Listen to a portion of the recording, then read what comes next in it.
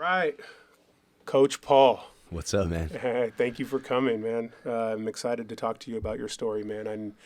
I've watched a lot of your videos and other podcasts that you've been on, and I was inspired, man. And I really wanted to have you on here to tell your story to the people watching, and I think it's an amazing story.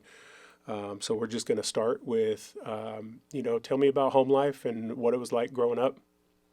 Absolutely. So, quick introduction. I'm Coach Paul. I'm an online fitness coach for busy moms and a motivational speaker and podcaster for at-risk youth or anyone relevant to the at-risk youth community, like teachers, parents, police officers, judges, DAs. Any way I can help the youth, that's my mission that I'm on. And the reason being is because I grew up in a broken home. I grew up with a mom that struggled with drug and alcohol addiction. Alcohol was her biggest struggle, but she also filtered in whatever drugs she could get her hands on. And a dad who was what we call a dry drunk, meaning he had stopped using drugs and alcohol before I was born, but he hadn't dealt with his own past traumatic experiences, and therefore he was angry consistently. He was violent, and he was physically and emotionally abusive.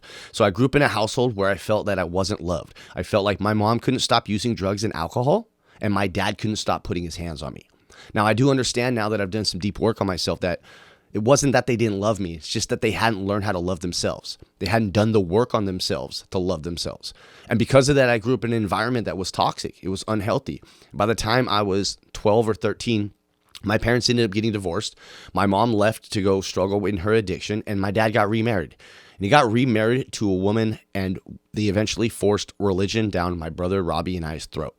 And so growing up, seeing this household that I was growing up in, being forced into this religious belief system while still being beat and hit by my father, taught me that either there was no God or that the God that was existing did not love me, did not like me. Once again, that feeling of not being loved, the feeling of not being cared for, it dove deeper into my soul.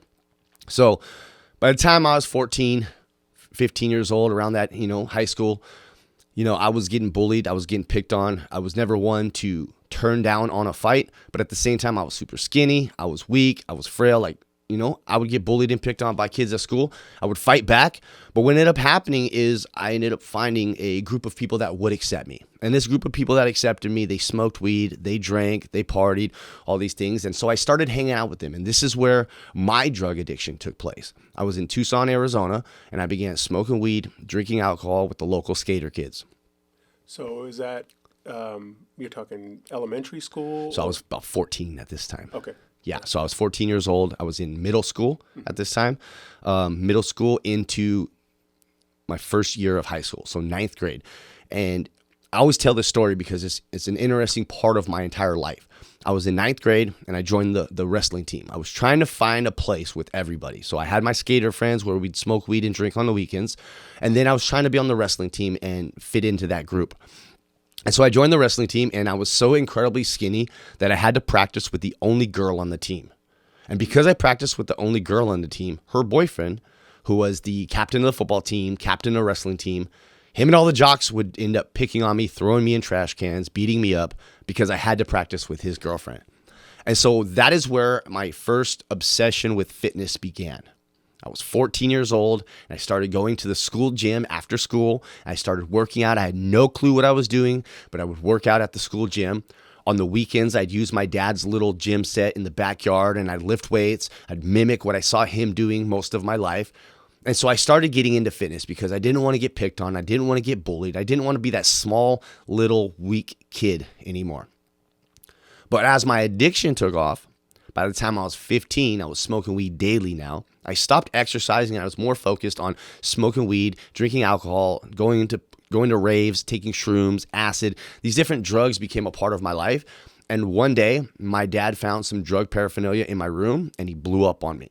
Now, at this point in time, I'm 15 years old. I'm almost 6 feet tall. My dad's still quite a bit bigger than me, but I was too big to be thrown over a knee or to be snatched up. So was this an outlet for you? Was this something to just alter your reality of what you were dealing with in life? Is that why you moved to the drugs? Absolutely. So initially, the drugs were a way to fit in, right? Because I was getting picked on and bullied by so many different people, and I didn't feel loved at home. And so I found that love somewhere else, and it was with these skater kids that were smoking and drinking weed, right? And so I started smoking and drinking weed with them, or smoking weed and drinking alcohol with them. And eventually what ended up happening is, as an addict, because my family are addicts, my addiction took over, and it was no longer about fitting in. It was about changing the way I felt. When I was high, when I was drunk, I liked the person I was. I could talk to girls. I could stand up for myself. I could go to parties and dance. I could really just feel like a normal human being. So when my dad found the weed paraphernalia in my room, we got in this big argument, and basically I decided I wanted to go and live with my mom in California. At this point in time, my mom had gotten her life together, and she had slowly started to build a new life for herself. She got clean and sober. And so when I was 15 years old, my brother and I moved to San Jose, California, on the east side, into a neighborhood that was so different than Arizona. So different than Arizona. And I wanted to come fit in, so I brought a little bit of that Arizona weed with me. And when I got to California, I found out that Arizona weed was crap. So different how? I mean, exactly. What was the main difference from that? Absolutely. So when I lived in Arizona, most of the kids in my neighborhood were white kids, and they were skaters and rollerbladers and dirt bikers and things like that in Arizona. When I got to San Jose, I moved into a predominantly black and Hispanic neighborhood. And being the only white family there and coming from a different state, I was the new kid on the block. I was the only white kid on the block other than my brother. And once again, I had to find a way to fit in. So I remember this moment. I first got to San Jose. I was probably there a couple days. And I said, I'm going to go find some friends. It was the summer before my sophomore year. And I go out and I find these kids and I hit them up like, hey man, do you guys smoke weed? They're like, of course we do, man. What's up? Like, man, I got some weed. I want to see if you guys want to smoke. I'm new to the neighborhood. I'm Paul. All right, cool. So I pulled out that Arizona weed and they laughed at me. So here I was trying to make friends using weed to get in, and these kids laughed at me because in California, they got chronic, and that chronic is way better than that brown weed I came from. I brought with me from Arizona. So at that point in time, what happened was they're like, you got $5? Like, you know, the song goes, I got 5 on it. Yeah, I had 5 on it, right? So I put $5 on some weed. We got some real weed, and that is where my addiction really took off. And what ended up happening was the addict that was already alive, when I smoked that good weed finally, took off full speed. So I'm going to ask you a very controversial question. Obviously, marijuana is legal now, right? It's becoming legal everywhere. Even for, you know, somebody like myself, law enforcement, they're not even checking for that anymore. That's a new law. They don't test for that. And it was a big thing before when we were trying to get hired in law enforcement, right? They would check for everything. So do you think marijuana is the gateway drug, or do you think it's something else? Because I've heard alcohol is the gateway to everything, and then I've heard marijuana kind of leads you to the next step. Personally, I feel that alcohol was the gateway for me. Okay. And I can't speak for other people, but I know I drank before I smoked weed. But when I was drunk, it's easier. You're uninhibited. You're less likely to make smarter decisions when you drink. Therefore, smoking weed was the next step. Got it. Right? And that's actually going to tie into part of this story. So I'm glad you asked that question. Yeah. Right? Because here I am smoking weed with these kids. And what ended up happening, my mom was renting a room in another guy's apartment. So it was me, my mom, my brother, and sometimes my stepdad, Charles, when they were dating at the time, all of us in one room. And the roommate that my mom lived with, he drank and he did other drugs. And so we would actually break into his room and steal alcohol from him. We'd sneak in there, we'd steal his vodka, we'd put it in water bottles, we'd water it down, and then we'd go to the swimming pool with the kids, we'd get a little bit of weed, we got our vodka, and we'd party. So what ended up happening is my mom decided she wanted to move out of this house because she knew this guy was using drugs, and she moved us to the west side of San Jose. Once again, not the best neighborhood. My mom wasn't making a lot of money. Once again, we're the only white family in the neighborhood. This is a more predominantly Hispanic neighborhood. There's a few black families, but most of the people in my neighborhood were Mexican. And so we move into this neighborhood. Once again, same thing. I go out to make some friends, start smoking weed with them, start drinking with them. And then one night, I was with a girl that I had a crush on, and actually she ended up becoming my wife. And I was with her and her friend. We were hanging out. We went to these older guy's house, and we were smoking weed. We were drinking a little bit, a couple beers. They had to go home for dinner. They said they would come back out, and I was like, all right, I'm going to stay here. So I stayed at that house. And when they left, a couple more people showed up. And when those other people showed up, something else came out. Some meth came out, right? So I had never smoked meth before. I'd never even seen it before. But here I was, all these older guys, a couple girls, they're passing the pipe around, and it comes to me. There's like 6 people, and it comes to me, and when they pass it to me, everyone's just looking at me like, what is he going to do? Mind you, nobody here really knows me. I've never done this, but I've been watching each of those other people hit that pipe. Is this your first real experience with peer pressure? Yes. Okay. No, I'd say I've had peer pressure before where people were like, hey, hit this weed, hit this weed. But this was like an internal peer pressure. Nobody actually told me to hit it, right? Internally, I was like, if I don't partake in what everyone else here is doing, I will be the odd man out. I will be made fun of. I will not fit in. And once again, I wasn't feeling like I was loved almost my whole life. So here I was wanting to fit in once again. So when we talk about potential gateway drugs, at this point in time, smoking weed at this house was the gateway to the next level. And so when that came around to me and I see them looking at me, they're like, the person next to me, like, you smoke, right? And I just looked at him. I grabbed the pipe and I said, of course I do. And I partook in smoking crystal meth for the first time that night. And that is when everything took over. Wow. And what was that experience like, that first? Did you get a sense of like euphoria, like people explain when they use meth, or was it more like, oh, no, I'm not doing this shit again? I had a sense of euphoria. I felt, when I took my first hit, I felt like I could conquer the world. Wow. Right? I felt in place. I felt like I could do anything. And so it went around a couple more times. I hit it a couple times, and then I went home. I stayed up for like 2 days straight off those couple hits of meth. Wow. And I ain't gonna lie, I got a lot done in those 2 days, right? I cleaned my room, I felt like, oh, wow, this is how I can function. And so my addiction took off from there. Yeah. And it slowly got worse. You're being kept awake artificially. Yes. That's why. Yeah. Right? And then when that crashes, that's a whole different story. Right? Absolutely. Right.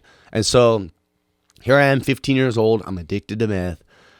And what ends up happening is, after about a couple months of smoking meth, staying up for multiple days at a time, I am having psychotic episodes. I'm spazzing out on my family. And one day, and I don't even remember the whole situation, I'm just going off of what my brother, my mom, and the police report said. One day, after I'd been up for a few days, I flip out on my family. I'm threatening everybody. I'm throwing stuff. I'm breaking stuff. I hit my brother. I punched my brother, and I threatened to do worse to him, and my mom calls the police on me. She didn't know what to do. I was a psychopath, so as far as they knew. I'd lost it, and everyone was in fear for their safety. And the police came, and they took me away. So here I am, 15 years old, getting placed in handcuffs for the first time. And they took me, and I was scared. I was depressed. They put me in my holding cell. They put me in my cell all by myself. And I was just a scared little boy. I didn't know what was going to happen, what was going on. I'd never experienced something like this before. And I sat there for about 2.5 weeks. And during those 2.5 weeks, I started to adjust to the situation. I started to meet other people. I got a cellie. And I decided that this wasn't that bad.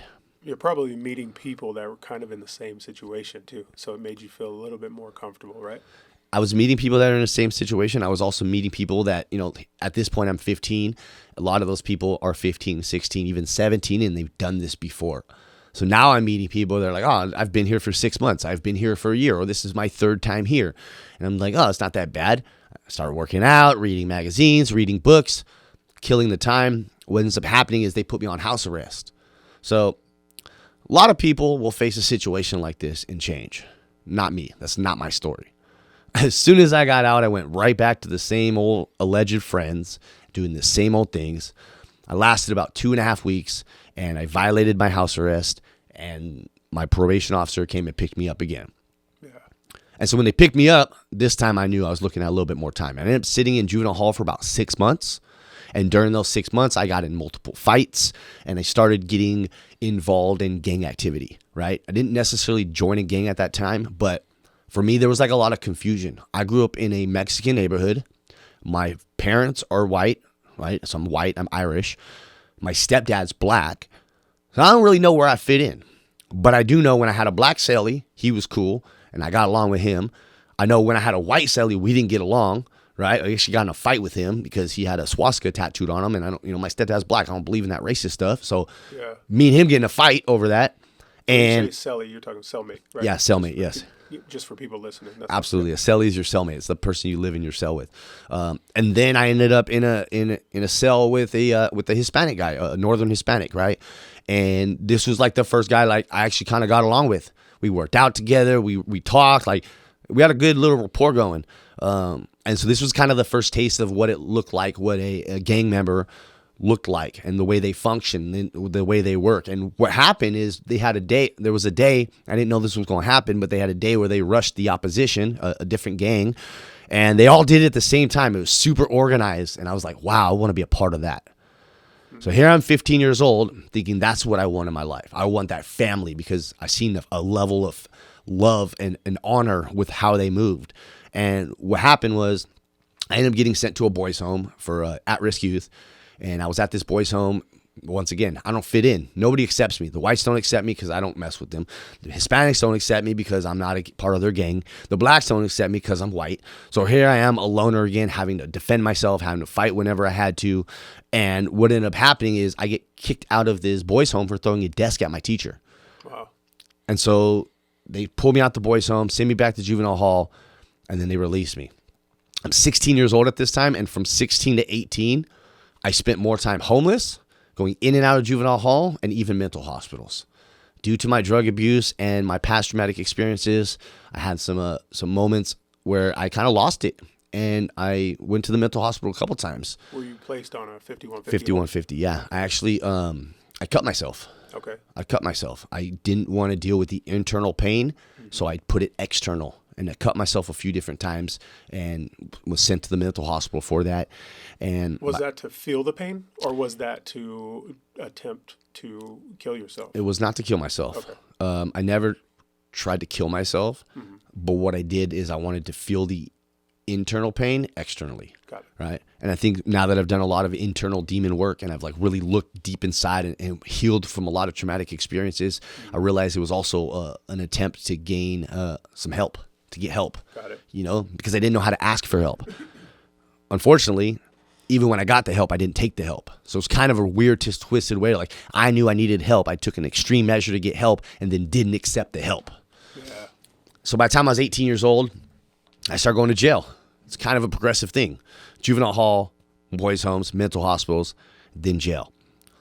Jail a couple times, you know, basically in and out of jail, small petty things, you know, possession of drugs, you know, burglary, like these like small things, but they just add up. For me, my disease was a progressive, so was my criminal activity. So were you doing residential burglary or It was auto burglary? Actually, what happened is we broke into my high school. Oh, wow. Right. Okay. So we actually broke into the high school. We were all drunk. We broke into the high school. We did graffiti all over the walls. And then someone that was at the high school, I wasn't at the high school anymore. I'm 18 now, but I'm hanging out with like kids I went to school with. Some of them are like 17, 16, and someone got caught and he told on us. And as an adult, I got arrested and went to jail for it. Yeah. So I got a burglary charge and a vandalism charge. And then when I got caught, I had meth on me. So I got possession charge. And so I went to jail for a little while there, did a county year, got my GED. And this is like the first time I actually like progressively like started working on myself. This is the first time I was like, I'm going to make an attempt to become better. And so I went, I got my GED, I did the program dorm, and I thought like when I got out, I was going to do better. But the reality of it is I didn't have no work skills. I didn't have no drive. I didn't have no support that I thought I needed. And I didn't know how to change. So although I wanted to change, I didn't know how to change. So I got out and went back to the same thing. I went back to using drugs and hanging out with criminals, and I lasted about a little less than a year and ended up getting raided. And I got caught with a couple guns, and I got caught with a bunch of meth, and I got caught with chemicals because I was stepping on it. I was cutting the drugs. Basically, I would take a quantity and I'd add fake drugs in there and mix it with chemicals. And I would, you know, create a larger quantity so I could make money. So at this time, were you a felon in possession of a firearm? I was. You were. Yes. Okay. So when we got raided, they charged me for manufacturing a controlled substance because of the drugs, the glassware, and the chemicals. And they charged me with felon in possession of firearm and then violation of probation. Wow. So this is the first time I went to prison. Yeah. So at that time, I was with my girlfriend. We both got arrested, and in order to keep her out of jail, I took a plea deal for 3 years with halftime because it was a nonviolent offense. I did 19 months off it, and during those 19 months, I did not change at all. In fact, those 19 months in prison made me worse because I got more involved in the gang activity. I got more involved in the mindset of criminal activity, and I thought I was becoming a better criminal in there. This is your first time to prison? This is my first time in And prison. where was this? So yeah, I love that you asked that. So this podcast we're at right now is in Tracy, and my first time to prison, the first prison I ever went to was right here in Tracy. Wow. So DVI, huh? yeah, DVI. Yeah. And so that's crazy. It's kind of a full circle. Here I am doing a podcast with a police officer in the city of the first prison I went to. Like, I love this. This is just this is how I know I'm on the right path. Yes, absolutely. And so I go to Tracy. I'm in Tracy for about a month and a half, and then I get transferred up to Susanville, which is The White House. yeah, it's yes. So Susanville is up there by Reno. I get transferred out to Susanville, and I do my the rest of my time in Susanville. And during this time, my mom was the only person that supported me. She would come visit me up there. She would send me packages. She would send me money, and I felt very much loved during that time. But I was in there still participating in criminal activity. And so I didn't fully change, but there was a piece of me that changed. A small piece of me was like, when I get out, I'm going to do better. But I was still convinced that I could smoke weed and drink alcohol like a normal human being. So when I got out, in fact, funny story. The day I got out of prison, my little brother and his girlfriend picked me up. We went to their hotel room and we smoked weed immediately. Wow. First thing we did. Now, I had been smoking on and off in there, but it's not enough to really do much, Yeah, yeah. My brother picks me up. We go. We smoke a little bit of weed. We're on our way home, and there's a traffic stop on this windy road, and there's a hill next to me. And I remember watching this movie where they're in Mexico, and the cartel comes down the hill and kidnaps everyone. And I'm so high in the back of my brother's car, I'm thinking that the police are going to come down and grab me and take me back to prison. I was so paranoid off that weed that we smoked. That wasn't an eye-opener, though. I went back. I got home. I was smoking weed. I was drinking, but I got a job. The first time I had like a real job, like that lasted a little bit longer than a couple weeks. I enrolled in some college classes at the local community college. So I was taking a couple college classes. I was going to the gym consistently. I was home every night. Like, I wasn't running the streets. I wasn't doing anything illegal. I was just smoking weed and drinking. Yeah. Now, this ties back into this idea, is marijuana or alcohol a gateway drug? Well, I'm a firm believer both of them are a gateway drug, especially actually marijuana can be more of a gateway because people that smoke weed are probably more likely to be involved with people that do other things. Got it. And so I'm smoking weed and drinking thinking, okay, I've got a job, I've got a girlfriend, I'm going to school, I'm home every night, like I'm doing all the right things until I'm at this house smoking weed and something else, once again, it's meth, comes out. Mm-hmm. So the first thing I do, I see it, I partake. And then from there it's downhill. So I was only out for 6 months doing good things. And then I started smoking meth again. I started selling weed, selling meth, started doing all these criminal activities again, running the streets, staying up all night, robberies, all kinds of just stupid stuff, running around with guns. Like, I just lost my shit again. So if I can back you up just Yes, please. a little bit, your first day in prison, can you just kind of touch on that a little bit? What was that like? When you walk in for the first time, what's that like? That's a great question. When I walked into prison on the first day, I felt at home Wow. because I had spent most of my teens incarcerated already. So being in a cell was nothing new. And unfortunately, I grew up in a neighborhood where going to prison was a code of honor. So I felt like I'd finally made it. I walked in there and I seen all these older homies all covered in tattoos, and I was this skinny youngster. I was like 19 years old. And I was like, oh man, I made it. When I get back to the hood and tell people I went to prison, I'm going to be somebody. Wow. And so, I got there and, I was only in DVI for about a month. It's called a reception center. You basically sit there until they calculate your security level. And once they calculate your security level, they send you to another prison.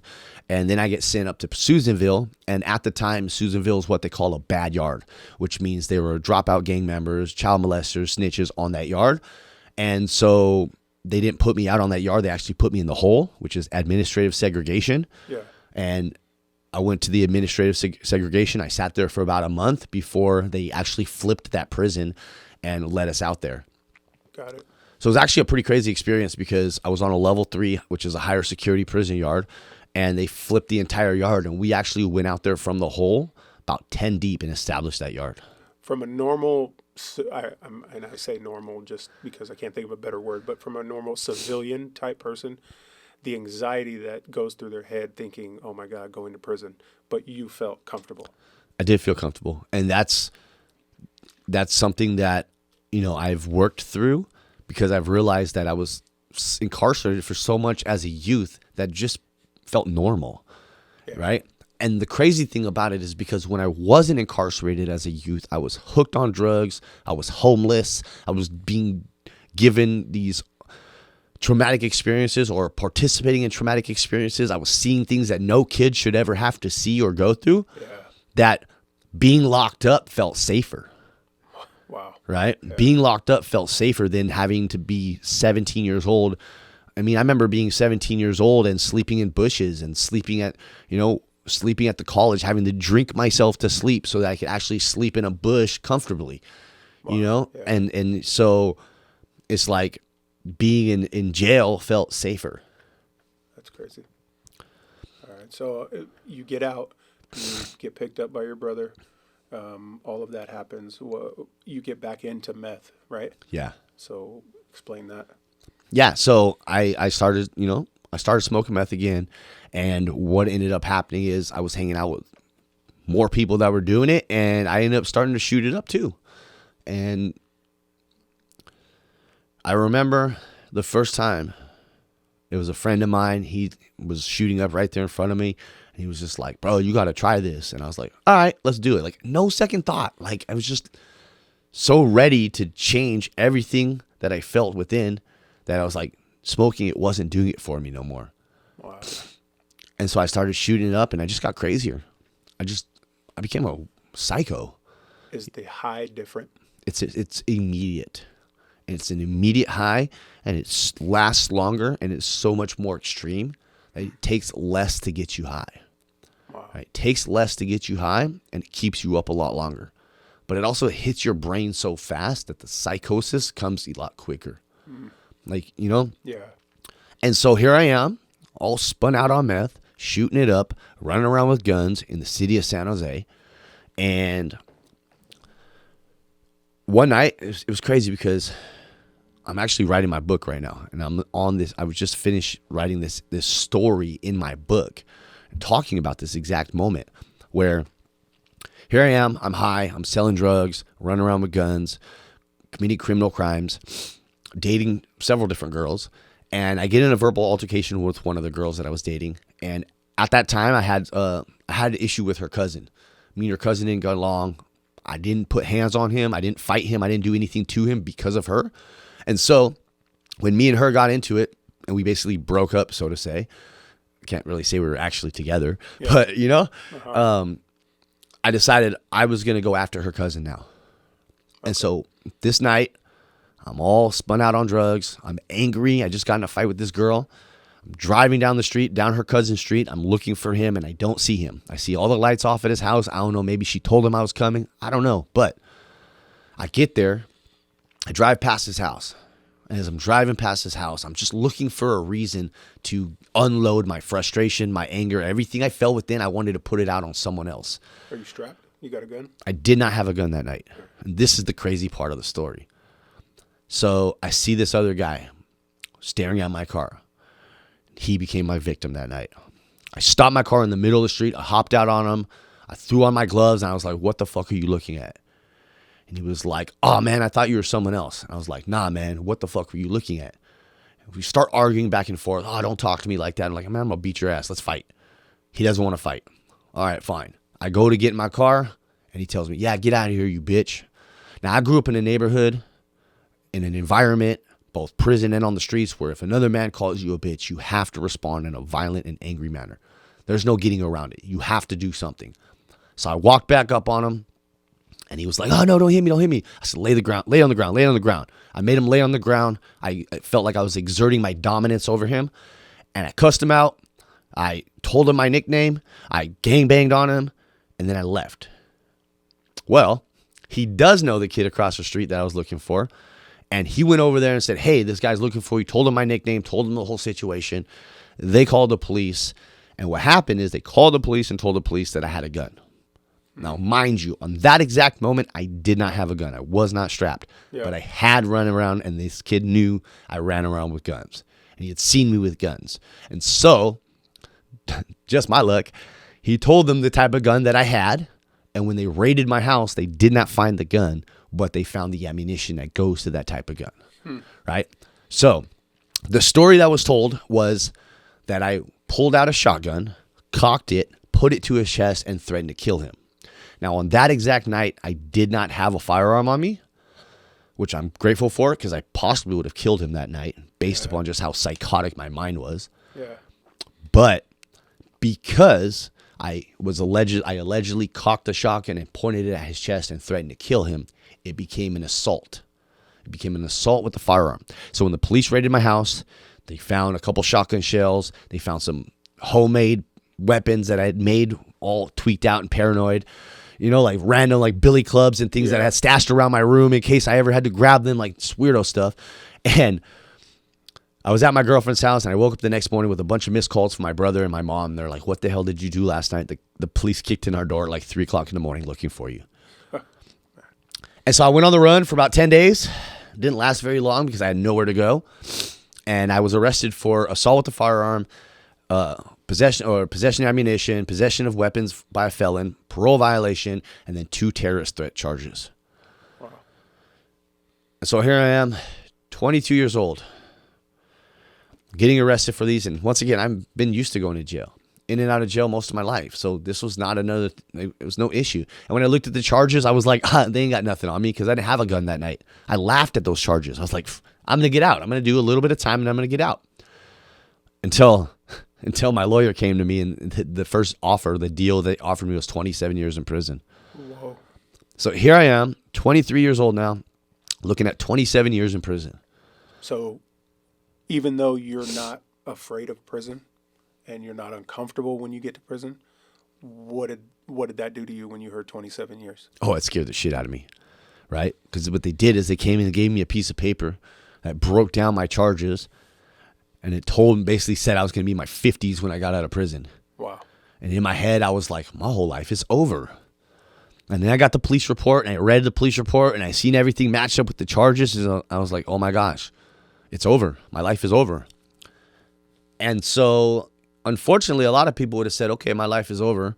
I'm looking at, 27 years in prison. I should start changing my ways. I did the opposite. I gave up. I was like, 27 years in prison, I might as well rock this out. And so I was continuing to participate in the gang activity while incarcerated, and I ended up going to court, and I ended up fighting my case. So this is where the system is kind of messed up sometimes. Mm-hmm. So here I am. They've got no evidence against me, or very minimal evidence against me. They've got 3 witnesses, and only one of them can point me out. And so they come to me, and they offer me a crazy deal. They offered me 1 year in prison, or 1 year in county with 2 strikes. 1 year in county jail. Now, I've talked to a few people about this, and they're like, you should have took that deal. I'm glad I didn't take that deal. And I'll explain why in a moment. But they offered me this 1 year, and in my head, I said, if that's all they're offering me from 27 years to 1 year, they don't have nothing on me. I'm taking this to trial. And so I took it to trial, and I lost.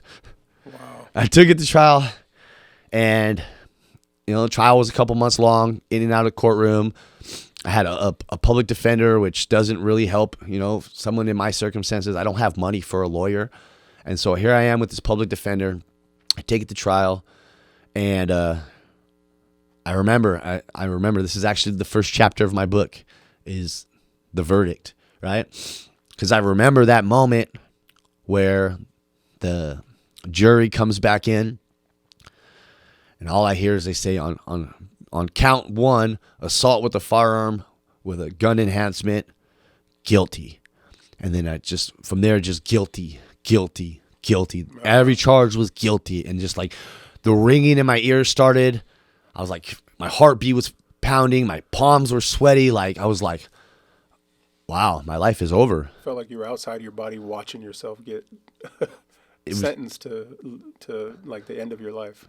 absolutely, Yeah. my life was over at that moment. And so they finished reading off. Honestly, I don't remember hearing the rest of what they read off. I find out later on that I didn't get found guilty of all the charges, but most of them. And I remember afterwards the bailiff coming.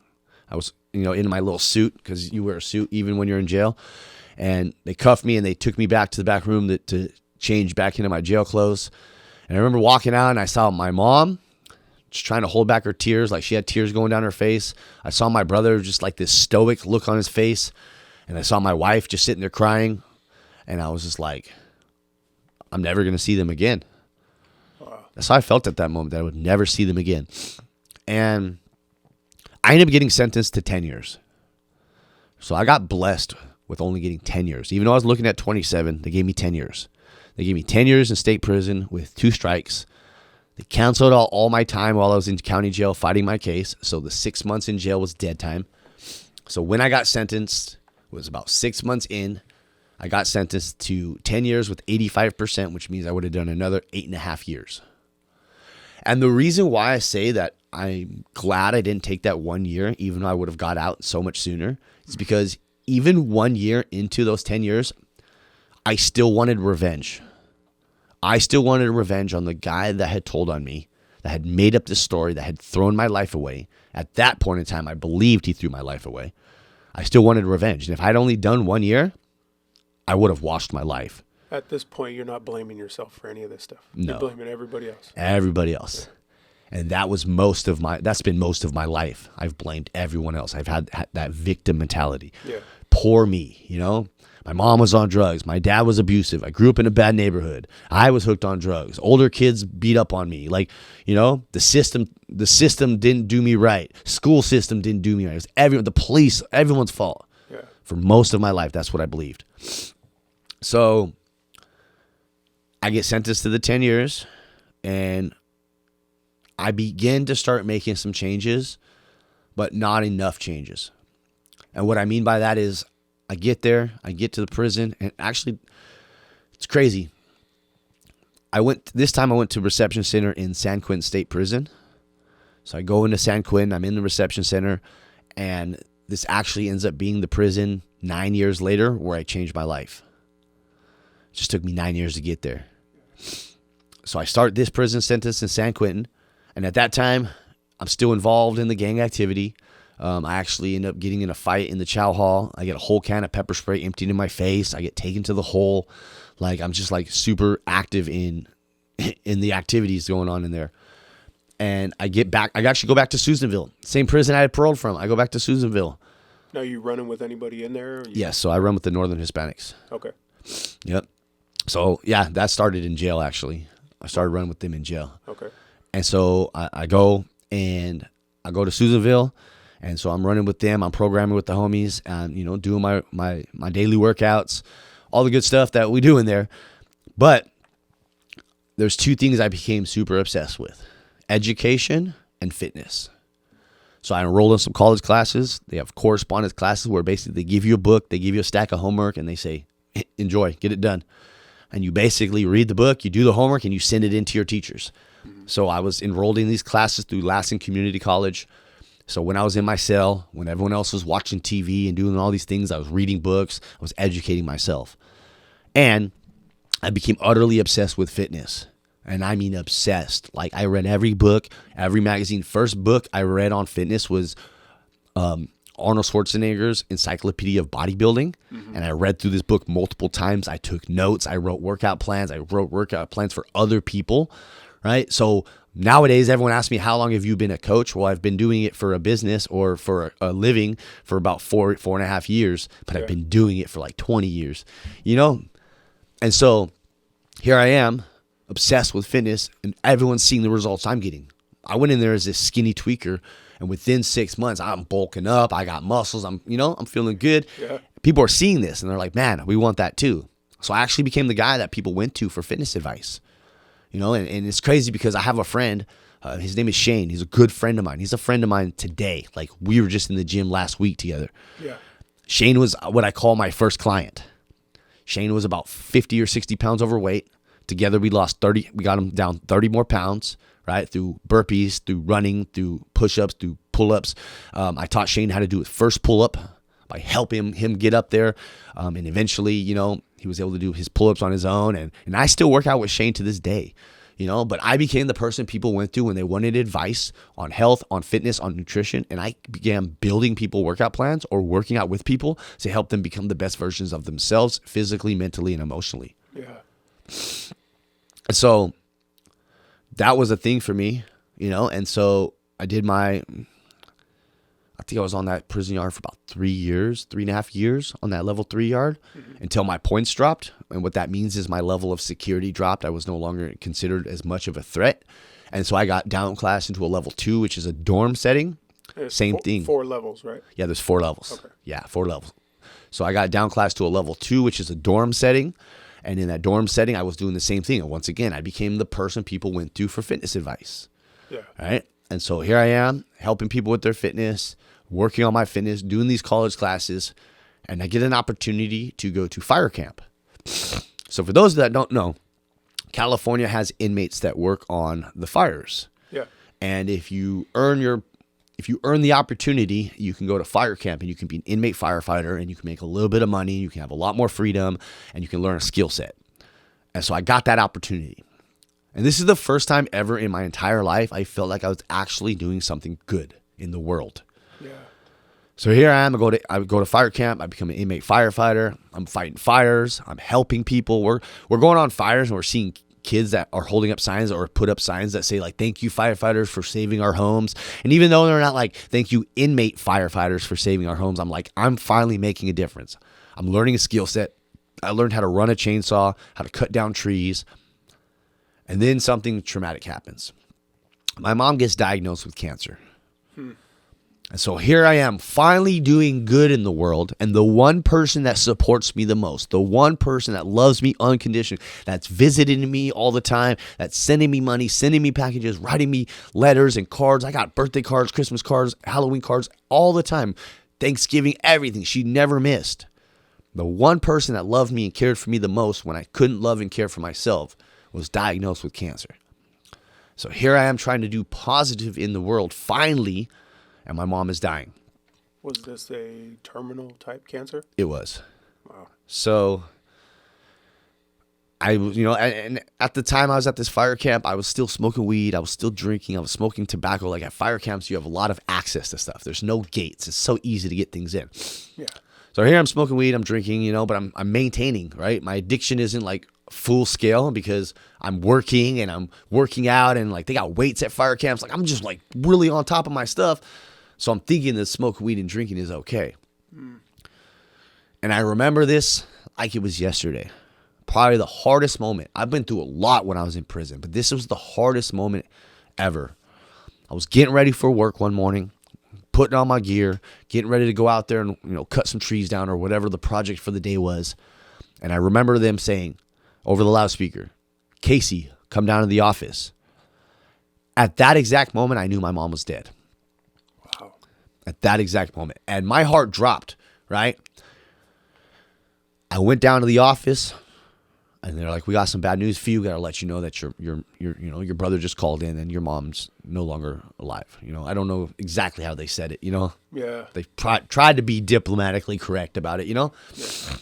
And I broke down right there in that office. It was the CO's office, and I just broke down there and I cried for like 5 minutes. I just let as much as I could out, and then I sucked it back up because you can't cry in prison. I couldn't be at my rack crying. Nobody was going to respect that. Yeah. And so I sucked it back up, and I went back up. They gave me the day off, so I didn't have to go to work that day. And I went to the weight pile, and I just worked out and hit the punching bag and just let all of that out in an aggressive manner. But from there, I stopped caring. And this took me down a very dark road. Because I stopped caring about anyone or anything. So you were 10 steps forward and that just took you 20 steps backwards. It did. Wow. And the reason why it took me so far backwards is because I had not prepared myself for life. Because death is a part of life. People will die. And I say that because I recently lost my father, and we'll talk about that in a bit, but I was prepared for that. This one I wasn't prepared for because I had never done any work on myself. Yeah. My mindset was weak, right? My emotions were weak. I had not developed the skill sets to take on life's terms. And so what happened was I dove back into my addiction, smoking weed, drinking a lot more heavily. I found out how I could get some meth. I started doing meth in there. And before you know it, I got kicked out of 4 different fire camps. Wow. They just kept kicking me out because I kept doing stupid things. I got dirty drug tests. I was involved in bringing stuff in. Like I just went full-scale criminal activity. I did not care. And so I got kicked out of my 4th fire camp, and I got sent back to Susanville. Mind you, the people that I run with, the Northern Hispanics, do not accept the use of hard drugs. You can smoke weed, you can drink, but you can't do anything else. It's crazy to think about. You're in prison, and you got rules again. Yep. Right? Yeah. Wow. So here I am, back on the yard. I got a dirty drug test. It was like my 2nd one. And they were tired of me. But I didn't care. So one day, I was working in the kitchen. Coming out the kitchen, I got jumped. And it's crazy to think of, right? I don't remember what happened. Mm-hmm. But the guys in the back, when I got to the hole, we went to the yard one day, and I was like talking to them and told me the story.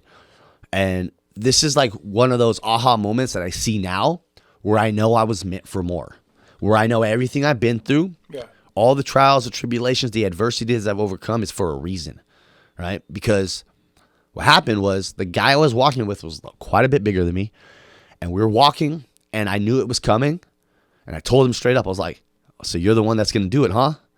He's like, hey, man, look, I'm just going to hit you one time. Just fall on the ground. You got to go to the back. You got to go to the hole and check in. You'll be okay. I was like, fuck that, man. We're going to fight. You're not going to just hit me. I'm going to fall on the ground. Like, that's not how I get down. We're going to fight. That's it. We're just going to fight real quick and then, see what happens. And then I see 2 guys coming out the corner of my eye, and I look over at those 2 guys. Bam, the guy next to me just drops me. 1 hit. Well, what happened was, I thought they stomped me out because when I woke up in the hospital, I was messed up. And when I saw myself in the hole, when I saw myself finally in the mirror, I had 2 black eyes, stitches in my head. I was pretty messed up. Well, what had happened was he had knocked me out, and I fell to the ground. And as I was falling, the other 2 guys that were coming up, they just punched me a couple times on my way down just to do what they were told to do, get me, beat me up basically. But they weren't told to like really hurt me bad. But what happened is I hit the ground, and I got back up very slowly because I was unconscious. But I got back up, I squared up, and then I fell and hit the ground again. This is the story they're telling me because I was completely unconscious.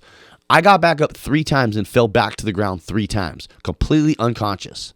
And you were unaware that even happened? Unaware. The whole yard was down. Everyone was laying on the ground. The police had to stop me from getting back up because I just kept getting back up. Now, when I hear that story now, and I've done so much work on myself, and I see the mission that I'm on, the goals that I have set for myself, I understand that now that was my spirit telling me no matter what, you get knocked down, you will get back up. Because I was completely unconscious. Nothing was telling me to get back up but my internal spirit saying we don't stay down. And so I go to the hole, and I sit back there for about a month, and I get transferred to San Quentin. Now, mind you, San Quentin was where I started this prison sentence. I get transferred to San Quentin. And I get there, and they ask me if I want to go into protective custody. Those who don't know, protective custody is basically where people that have been beat up, or they drop out of gangs, or they hold on somebody, or they're a child molester, they go to protective custody. And I refuse to go. I refuse to go to protective custody. In my head, I was like, either you guys are going to kill me, or you're going to let me back. That was my thought process. Yeah. And so I went back out to the yard, and I just sat there, and I just went through the process to clear my name up, and I was able to, come back. And so here's the thing about San Quentin State Prison. It's in the Bay Area, and that prison right there has two paths you can go on. For me, 2 paths I had to go on. One, that prison has the most drugs that I've ever seen, even on the streets. I've seen more drugs in San Quentin State Prison than I saw on the streets. Wow. 2, San Quentin also has the most programs and opportunities for growth because San Quentin has the largest population of lifers, people that are doing life sentences. And so it has the most programs, school, just all kinds of personal development programs in that prison. Yeah, they have death row. They do have death row over there, yes. Yep, that's where death row's at as well. And so I got to San Quentin, and, I did a couple, little things. I had to beat up a couple people, and then after that, everything was all good. So that's how you get back in good graces. You have to beat up a couple people or do whatever they're asking you to do. Yeah. Wow. Now, I'm a firm believer that, like, someone's been, I don't necessarily believe in a God, but someone's been looking out for me, right? And I think at that facility, I had a friend there that had, he was doing a lot of time, and I built a good relationship with him back in Susanville, and he looked out for me while I was there. But when I was there in San Quentin, I got back involved in criminal activity. I got back involved in selling drugs and using drugs. And for the first time in my entire life, in San Quentin State Prison, I found myself addicted to heroin. I had never done heroin before. I had never even seen heroin before. Like, in the neighborhood I grew up in, like, meth was the drug we sold and did. I had never even seen heroin before. So you're slamming this too, or Yep. shooting it up? So I start by snorting it, and eventually I start slamming it too. Wow. So now I'm slamming heroin, meth, morphine. Like, I didn't care. Remember, my mom had died, and I just didn't care, You using both drugs at the same time? all at the same time. Wow. So what are they? I know there's a nickname for meth and heroin. It's like goofball or something. A speedball. Speedball. I think it's a speedball. I think it's called Okay. speedball, yeah. But what ended up happening was, my addiction just took off again. And I was using heroin. I was using meth. I was using morphine. I wanted to die, and what happened is my homies were tired of me. They were tired of me, Like, I just kept, like, I would make them a bunch of money, and then I'd get in a fight with another race or an argument with someone else, or I'd just act all crazy because I was high, and they'd be like, man, if you don't stop, we're gonna get rid of you. We're gonna stab the shit out of you. Like, we're tired of your like. So the Northern Hispanics is who you were running with. Yeah. And you're a white boy. I'm a white boy. Yeah. So what was that like, accepting you as that? Was it a big deal, or were you supposed to be running with somebody else? Oh, that's a great question. So I started running with the Northerners in jail, right? And honestly, like, if you show your heart, they don't care what race you are. But you got to have heart, I see the clover on your hand. That's Yeah. why I asked that. Yeah, I know. So the clover, because I'm Irish, right? So it's a 4-leaf clover. Okay. The ABU is a 3-leaf clover. Got it. Yeah. Okay. So interesting story, right? Was, during the time while I was in prison, even though I ran with a Northern Hispanic gang, some of my older homies there were like, we need to use the fact that you're white to keep you, we don't want, because people are getting validated. We were losing people. They were getting validated as gang members, Yeah. right? And so they were like, all right, we need to find ways not to get people validated. So everyone that had gang-related tattoos, they were either telling them to cover them up or find ways to blend them into other tattoos. And so I got the 4-leaf clover on me so that I could be like, oh, I'm not a gang member. Like, I run with the Hispanics, but I'm not a gang member, right? It was a way to separate, Got it. And so I use it as a tool because I'm Irish. So I kind of, being white was a benefit for them because I was less likely to, to fall in that category that the administration was looking for. But what happened was, it was the last time that they were just tired of me, and they were like, dude, like, I have a really good friend, and he was on the bunk next to me. He's like, bro, if you don't stop, they're gonna kill you. I was sitting there in my bed. It was August 1st, 2017. I was supposed to get out. August 1st, 2017 came and left. And the reason why it came and left is because I had not changed my behaviors. I had not changed my mindset or my thought patterns. And I had continued to participate in criminal activity. And so I was supposed to 85% of my time, which is 8.5 years, plus those 6 months in county jail, which would have been 9 years. I would have got out August 1st, 2017, but because I got caught with drugs, I had gotten in a bunch of fights, I had lost a lot of good time, and I extended my time for 1.5 years extra. So basically, I was supposed to do 10.5 years off of a 10-year prison sentence because of my behavior. So August 1st, 2017, my release date came, and it went. And that month of August was a fog for me. I was using heroin. I was using meth. I was using morphine. I was buying people psych pills and snorting psych pills. Like, I was just flooding my body with drugs because I just hated myself so much. I wanted to die, but I wasn't willing to kill myself. I either wanted my homies to kill me or I wanted the drugs to kill me. So what are these psych meds doing for you? They didn't do nothing for me. Okay. Wow. The thought pattern at the time was, if these are psych meds that help you because you're crazy, maybe if I snort them, they'll help me because I'm crazy. They were mixed with so many drugs, and honestly, that whole month was a fog, and I don't think anything was working anymore. And so I woke up August 30th, 2017. I looked myself in the mirror. I had black rings around my eyes. My cheeks were sunken in. I looked like I was like 50 years old. I looked myself in the mirror and I was like, it's time to change, man. This is not you. And so I always talk podcasts I get on, any interview I do, any conversation I have about my story, I always one guy named Fernando. I love all my heart for saved my life. And Fernando and I didn't get along. And here's why. Fernando went to school. Fernando went to church. Fernando went to Christian class. Fernando went to NA meetings, and he didn't drink, and he didn't volunteer to beat people. He didn't sell no drugs. My Fernando was that he was at that time. I've done a lot of work today. I understand that I'm jealous of Fernando. I was jealous he was going to get out of prison and never come back. I was destined to stay in prison the rest of my life, die in prison, or die on the streets. Those are my 3 point in time. And so when I went up to Fernando and I said, hey, man, what's up? I said, man, I want some drugs. He goes, he took me to a meeting that night. It was August 30th, 2017. I've been clean ever since. Over 6.5 years ago. That's awesome. And so, from that moment, remember I said there was a San Quentin, and also had the most problems and opportunities for change.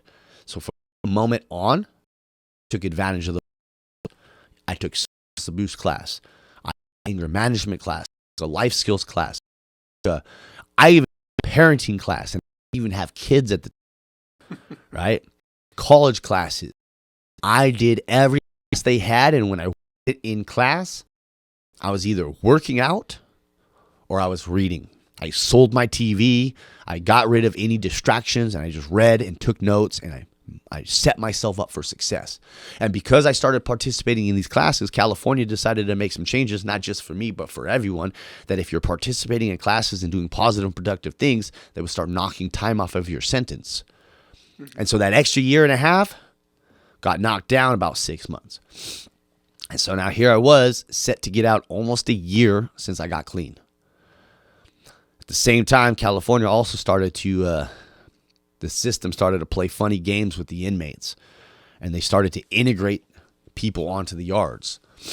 And so what that means is they started putting people that, they started putting like rival gangs or rival thought processes or mentalities on the same prison yards. Mm-hmm. So they started letting child molesters and dropouts and people that have told, like they started letting all these types of people onto the yard, and they started integrating everyone. And it caused a lot of conflict, and a lot of things happened. And they started it in San Quentin, where I was at. They started it there because they knew there were so many lifers in San Quentin that they would accept it because they wanted to go home. Yeah. So they forced people's hands. Either you want to go home because you're a lifer, and if you do anything to these people, you'll never get out, or or you do something about it. And so they really set a lot of people up. And so what happened is they started shipping us out. A couple incidents happened. I wasn't involved in these incidents, but a couple incidents happened. And so they started shipping all the Northerners out of San Quentin. And I got sent to Soledad. And I did my last 6 months in Soledad.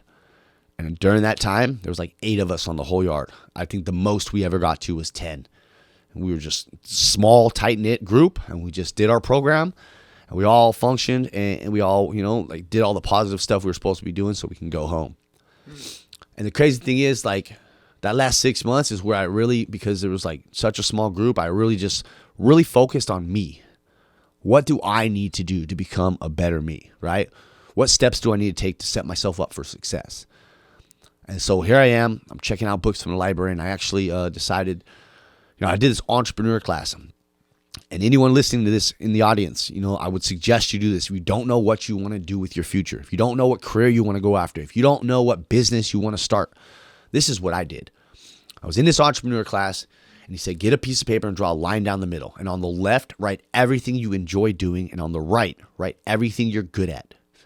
Find what matches up. For me, it was fitness and helping people.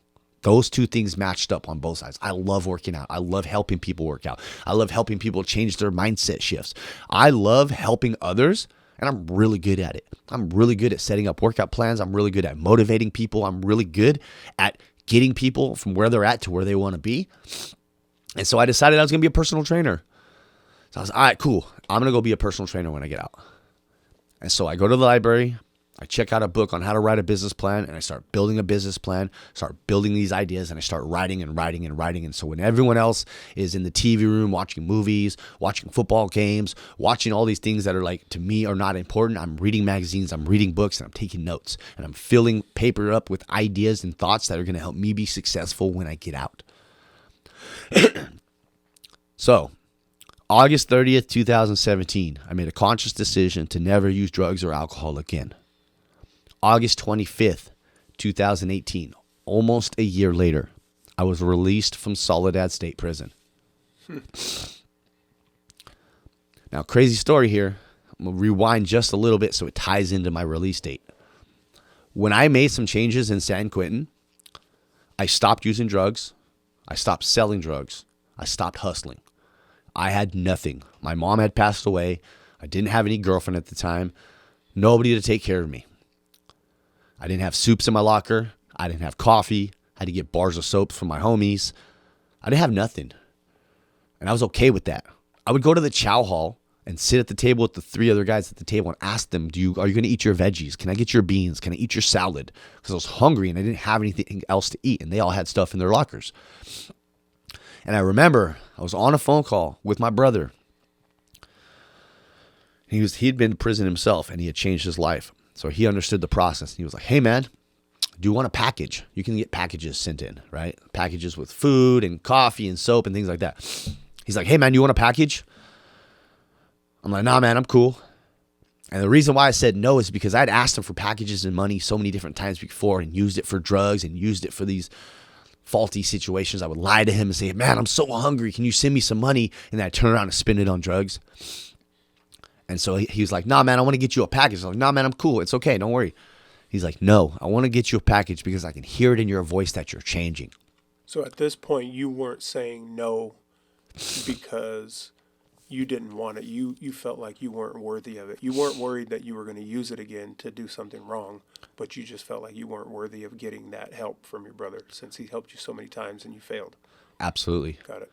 Absolutely. It was that I didn't feel worthy, but also I knew so many other times I'd asked him for stuff and I wanted to just earn his respect back. Okay. And so he told me, he's all, man, no, because I can hear the change in your voice. And he got me a package, and then he ended up giving me a few different packages along the way when he could. He took care of me my last few months. And so on August 25th, 2018, Soledad State Prison over by Salinas, him and his wife picked me up. It was a different pickup this time. It's the second time he picked me up from prison. The first time we went to a hotel room and got high. This time we went and got some food. By this time he was clean and sober himself, and he had gotten his life together, and things are going really good for him. Now, I have a little, I don't believe in coincidence. I believe everything happens for a reason. Mm-hmm. And I believe that if I'm on the right path, that things happen the way they're supposed to happen. And so when I was getting close to getting out, because I had gotten caught with drugs and had a couple different drug tests that were dirty, the administration asked me, they said, hey, do you want to go to a drug program when you get out? And I said, yes. I knew I needed a foundation. Now, ideally, when you get out of prison, you go back to the same city or county that you got arrested at, which was Santa Clara County, San Jose. Well, for some reason, San Jose didn't have any open beds for me at any of their programs, and so I was sent to a program in Hayward. And this program in Hayward saved my life. It's called Men on the Way. Brett and Stephanie are two of the most amazing human beings, and they saved my life. In fact, I just saw them yesterday. And so my brother picks me up. He had already been in contact with Stephanie, and she had already said, hey, you can pick him up. You can take him out to eat. My brother was living in Ohio, so he had flown in from Ohio. And they're like, hey, you need to bring him here, but we'll let you take him for like visits for the next couple of days while you're in town, which is something they don't do. Usually you're on a 30-day blackout and you can't go nowhere your first 30 days out of prison. You at this program. Yeah. But they made this consideration, right? This exception for myself and for my brother because he was in town from Ohio. So he picked me up. We got some food and he took me to the program. This was like 5.5 years ago. I had a backpack full of clothes and $200 gate money.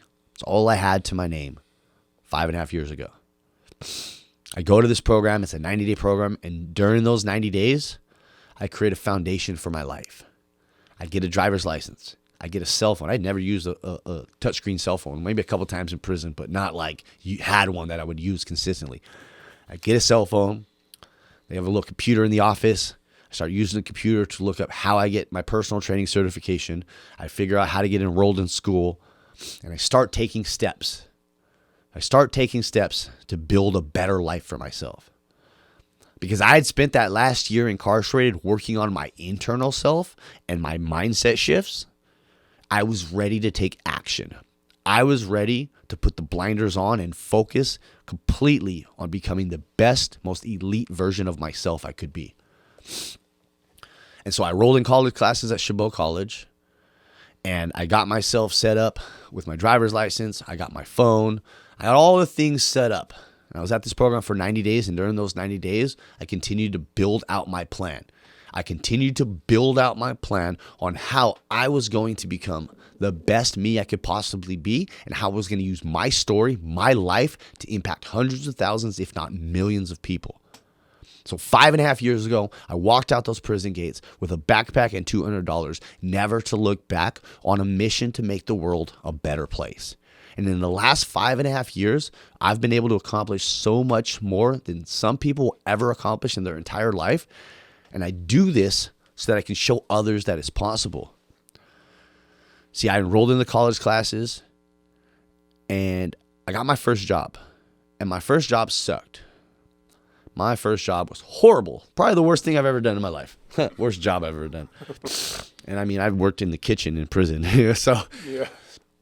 I got the job at this packaging company, and it was such a tedious and boring job. We looked at boxes all day long, and we checked them to see if the ink was off, if the writing was wrong. Like, I'm talking thousands of boxes every single day. I had to be there at 6 a.m., and I worked 8 to 10-hour shifts. And then when the supervisor came and asked who wants to stay for overtime, I stayed for overtime. And on Fridays when they asked who wants to come on Saturday, I came on Saturday. And if they would have let me come on Sunday, I would have came on Sunday. Is this you testing yourself? Like, I can deal with this. This isn't, you were so used to being able to venture off into other things and get rid of this thing that is holding you down. Right now, you're saying it was horrible. Yeah. So you're being able to deal with something that's horrible, and this is like an internal test. For me, is I had a big goal, so this didn't matter now. Got it. Right? I talked about this with my coach clients all the time. Firm belief on why and goals and your vision for yourself will make it easier to attain. Yeah. So here I am. I know my purpose. My goal is to become a personal trainer and the gym. That was my goal at the time. Train people in the gym. I had to get there. I had to make money for my certification, get a car, these necessary steps. Go up early. I would stay late. I would come on the weekend.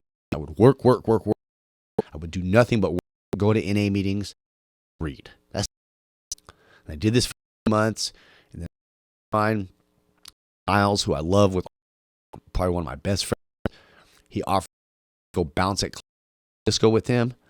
So we started hitting the club, checking IDs and getting paid money to check IDs.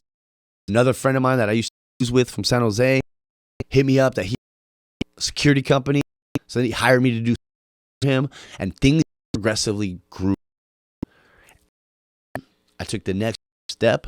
The next media rose. So I finished my degree that I had started in. I got certified as a personal trainer.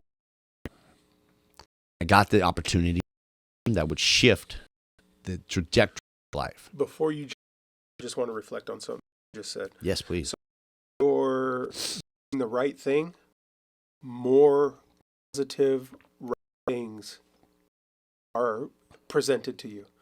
When you were doing the wrong thing, it seemed like all the bad things were presented to you, right? Absolutely. So it's crazy to think about that. It's more of a mindset and where you put yourself mentally and where those things, when you open up a door, it opens up the door to the bad or it opens up the door to the good, right? So right now you're being blessed, right? You're seeing all these good, positive things happen. Yeah, absolutely. And I think that the key principle there is energy goes where focus flows, right? Mm-hmm. So when my energy was on negative activities, I got nothing but negative results. And when my focus and my energy was on positive activities, I got nothing but positive results. And I'm not saying every day is the best day. I'm not saying I haven't dealt with some hardships over the last 5.5 years. But what I am saying is the good has overcome the bad. What I am saying is the more I stay on task towards the positive things, the more I stay focused on the positive things, the more positivity I get into my life, both externally and internally. And so here I am bouncing clubs, starting to make some money, going to Chabot College in Hayward, finishing up my degree. And I meet this kid in class, and he sees me muscular, covered in tattoos, and he thinks I'm just like some big meathead. But we're in statistics class, and statistics is not an easy class. Yeah. But I'm not one to like just float on by. I go all in on everything I do. So I see this kid, he's answering questions in class. So I hit him up after class. I'm like, hey, man, I was wondering if maybe we can exchange numbers. We can study or do homework together or something like that because I really want to pass this class. So I get his phone number. We start, hanging out, studying, preparing for tests. And he sees that I'm actually trying to, get good grades, not just trying to use him for his knowledge. So he tells me he works for this group fitness company called Orange Theory Fitness. And he tells me he can hook me up with them if I want to be a personal trainer there. This is my first opportunity to work in the fitness industry. And this becomes the only job I've ever had in the fitness industry. The only job I've ever had in the fitness industry. So he hooks me up with, this is going to be a funny story too. He hooks me up with this woman named Jamie. So he texts me her number and he spells it Jaime. Now I grew up in a Hispanic neighborhood. That said Jaime to me. So I text this woman. I'm like, excuse me, sir. My name is Paul Casey, and I am just finishing up working on my certification to be a personal trainer, and I'm interested in working for you at Orange Theory Fitness. So a couple of days go by. I don't hear back. Luckily, Jamie is just an amazing human being, and she's got the greatest spirit and the greatest sense of humor. Because Jamie texts me back and goes, first off, I'm not a sir. I'm a she. Second off, I'd love to get on a call with you and have a conversation. So we set up a call, and I get on the phone with her. Now, prior to this, I've been consciously working on myself for about 2 years now. And one of the biggest things I found is that if I stay transparent and honest and authentic in all that I do, everything is going to work out for me the way it's supposed to. Even if I'm not supposed to get the thing I'm going after, as long as I'm authentic, I'm transparent, and I'm me 100%, it'll work out the way it's supposed to. The universe will only give it to you when you're ready for it. And at this point in time, it seems the universe felt I was ready for it. And I got on the call with her, and she said, tell me about Paul and be transparent. I said, all right. I'm a recovering drug addict. I just did 10 years in prison. I've been out of prison for about a year, probably about a year at the time. And I promise you, if you give me this opportunity, I'll be the best coach and the best employee you've ever had. And then there's a bit of silence for a moment. And she's like, wow, I didn't expect all that. She said, thank you for your honesty. I'd like to meet you in person. So we set up a time for me to go take an Orange Theory class because her thought process was like, if you've never taken an Orange Theory class and you don't like the workouts, I don't want you working here. So I go take the Orange Theory class and I go work out and I meet her and I love the class and I love the energy. And she's like, all right, I'm going to give you 10 classes. You come take 10 classes. You watch how the classes are ran. You meet the other coaches. Show me that you want this job. Man, I finished those 10 classes in 12 days. I only missed 2 days because they were on the weekends and I was not bouncing clubs. I was working my security job on Saturdays and Sundays. So I couldn't take the Orange Theory classes because they didn't start early enough. But I was there.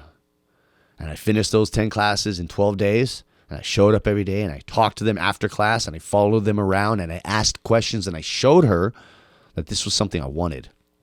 See, I'm a firm believer that if you want something bad enough, you got to go after it. No matter how much it puts you out of your way, you go after it.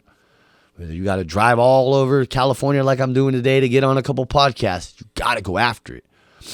And so she said, all right, cool. I want to hire you, but you have to go through the training and you have to be certified to go through the training. I was not yet certified. The training was in 2 weeks. And she said, you've got 2 weeks to finish your certification. And according to the certification I was going through, I had 4 months until I'd finish it.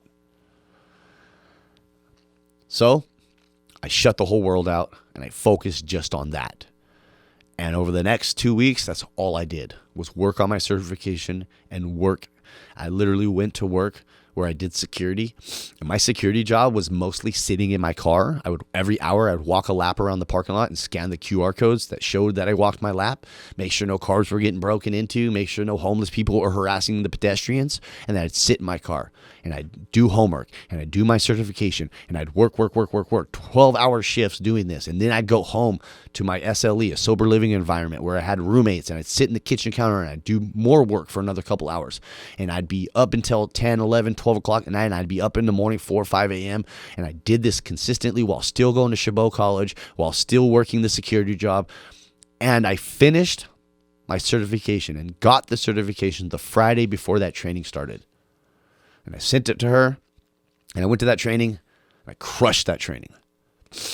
And because of that, I got the job at Orange Theory, and I worked at Orange Theory for about 3 years. A little over 3 years I worked for them. But what happened during those 3 years is the pandemic happened. And we all know the pandemic really messed a lot of people's lives up. That's not my situation. The pandemic made my life better.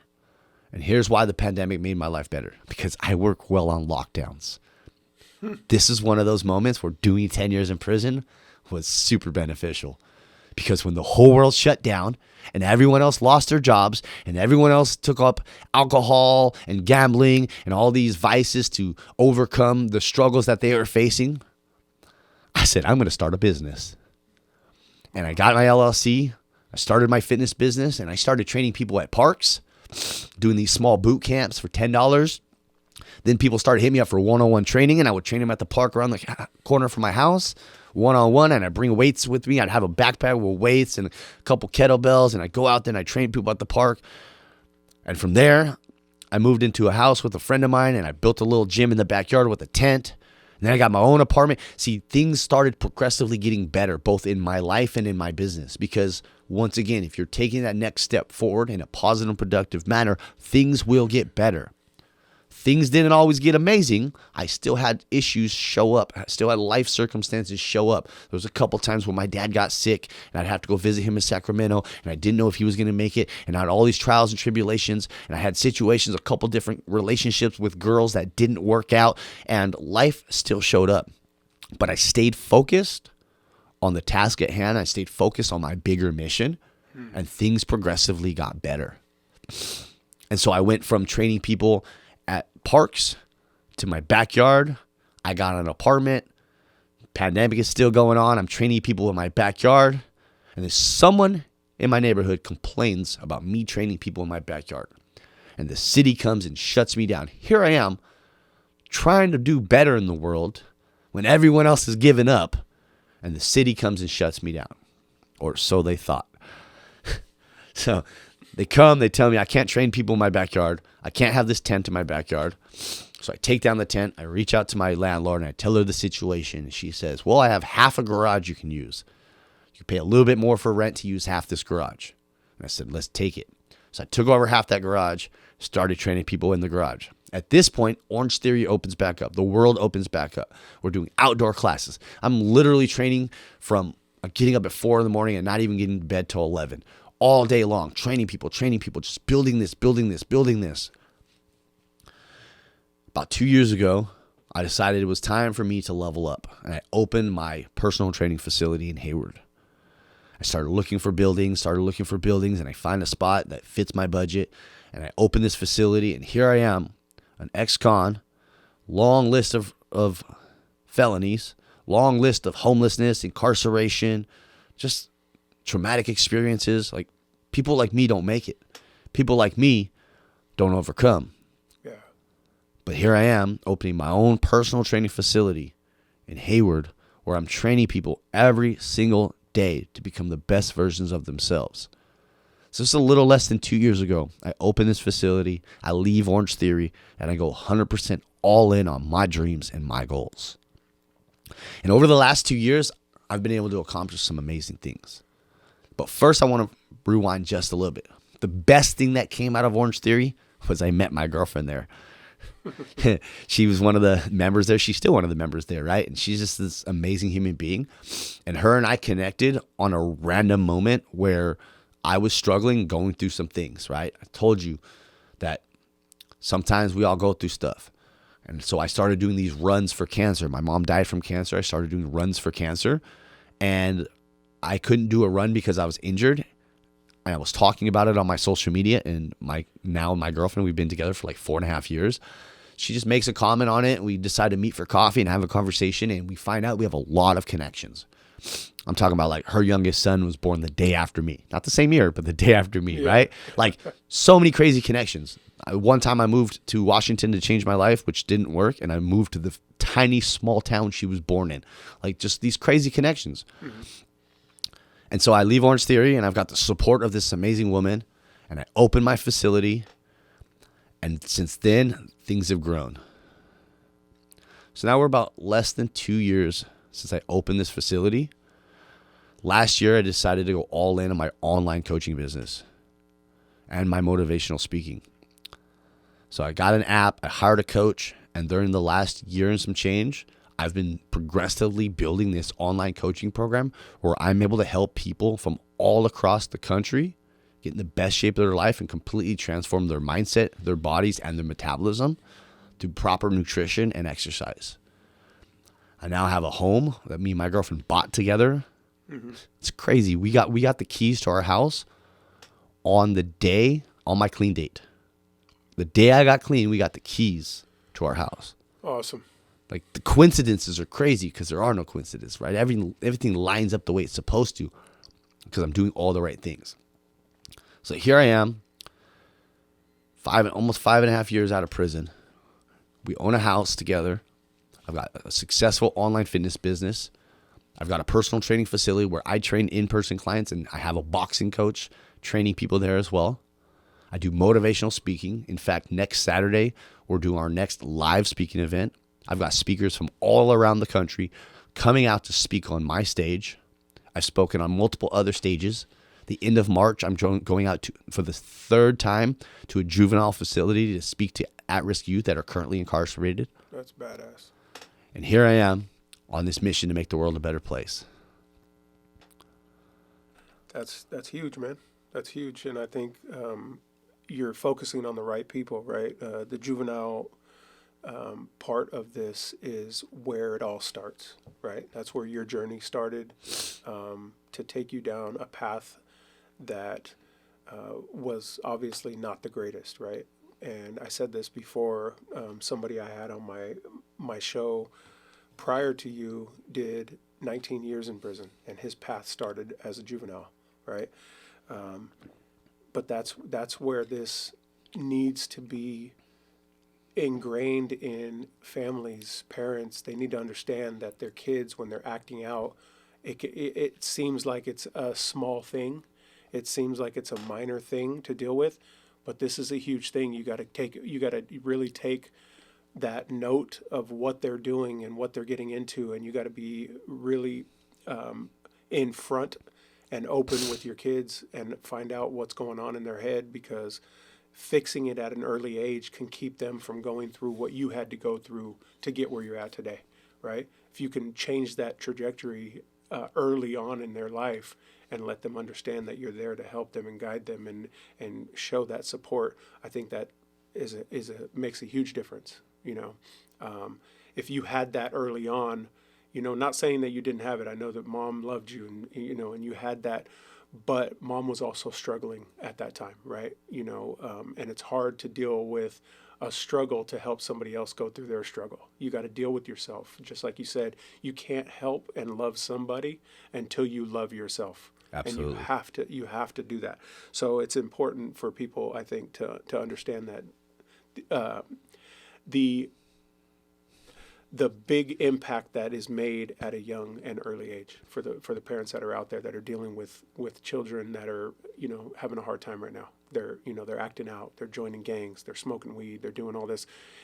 It's not too late to change them if you insert yourself in their life, not in a dominant way, but in a more, okay, I understand what you're going through.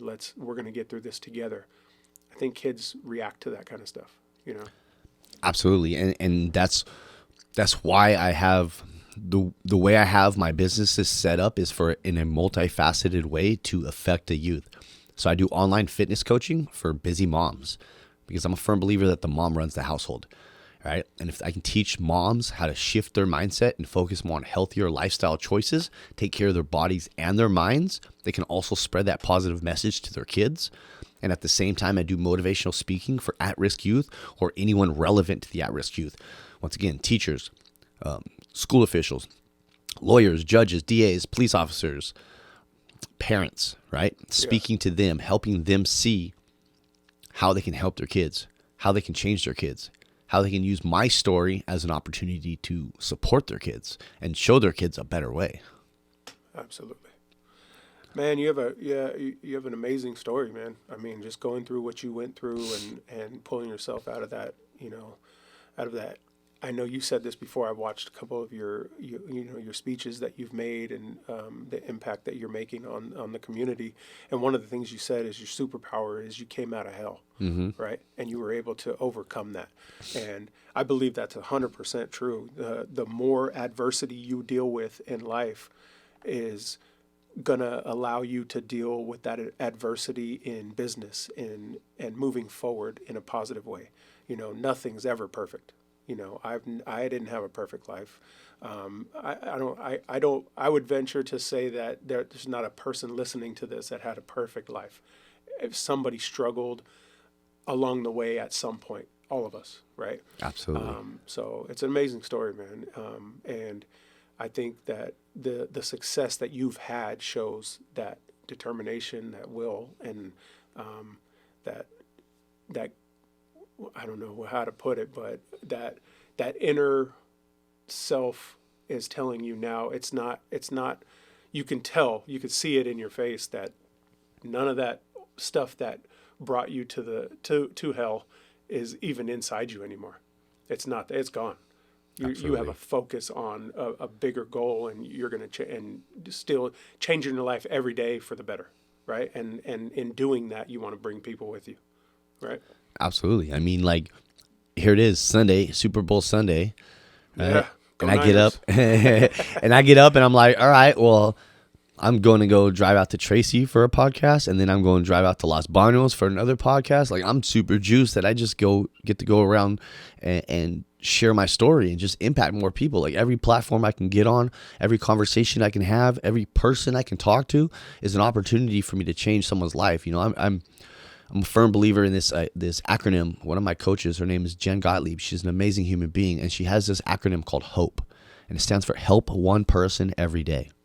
Right? And if I can wake up every day and help one person every day, if we can do that every single day, just think about how much impact, how much better this world could be if we just focused on helping one person every day.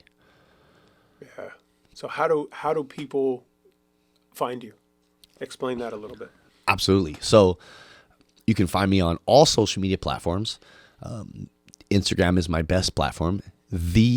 _coach_Paul. That's THE, no extra E, because this is not the Bible. The Coach Paul, because I am the only Coach Paul that matters. And you can also find me there on TikTok. Same thing. Facebook is Paul Casey. You can find my podcast, the Becoming a Better You podcast with Coach Paul. And I'm on this mission to just impact hundreds of thousands of lives, potentially millions eventually. And I'm excited to keep going on this journey. Hey, man, one day at a time, brother. Yes, sir. Hey, I appreciate you coming out, man. It was awesome, and thank you for sharing your story with me and everybody listening. And anytime you want to come back, man, I would love to have you back on, talk about the success that you've been having. Absolutely. My pleasure.